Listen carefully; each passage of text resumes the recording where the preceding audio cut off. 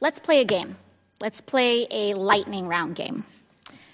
I'm going to be the bad guy, which I'm sure half the room would agree with anyway. And I want to get away with as much bad things as possible, ideally to enrich myself and advance my interest, even if that means putting my interests ahead of the American people. So, if I want to run a campaign that is entirely funded by corporate political action committees, is there anything that legally prevents me from doing that? No. So let's say I'm a really, really bad guy, and let's say I have some skeletons in my closet that I need to cover up so that I can get elected.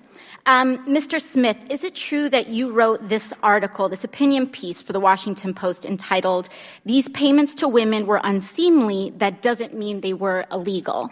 Well, I can't see the piece, but I wrote a piece under that headline in the Post, so I assume that's right. Okay, great. So, green light for hush money. I can do all sorts of terrible things. It's totally legal right now for me to pay people off. So now I'm elected, now I'm in. I've got the power to draft, lobby, and shape the laws that govern the United States of America. Are there any limits on the laws that I can write or influence? There's no limit. So there's none. So I can be totally funded by oil and gas. I can be totally funded by Big Pharma, come in, write Big Pharma laws, and there's no limits to that whatsoever. That's right. The last thing I want to do is get rich with as little work possible. That's really what I'm trying to do as the bad guy, right? So is there anything preventing me from holding stocks, say, in an oil or gas company, and then writing laws to deregulate that industry and that could potentially cause the stock value to soar and accrue a lot of money in that time?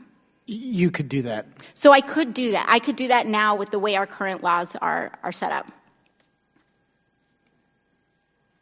Yes? Yes. Okay, great. Is it possible that any elements of this story apply to our current government and our current public servants right now?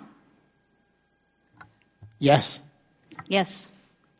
So we have a system that is fundamentally broken. In terms of laws that apply to the president, yeah, there's just almost no laws at all that apply to the president. So I'm being held, and every person in this body is being held to a higher ethical standard than the president of the United States. That's right, because there are some ethics committee rules that apply to you. And it's already super legal, as we've seen, for me to be a pretty bad guy. So it's even easier for the President of the United States to be one, I would assume. That's right. Thank you very much.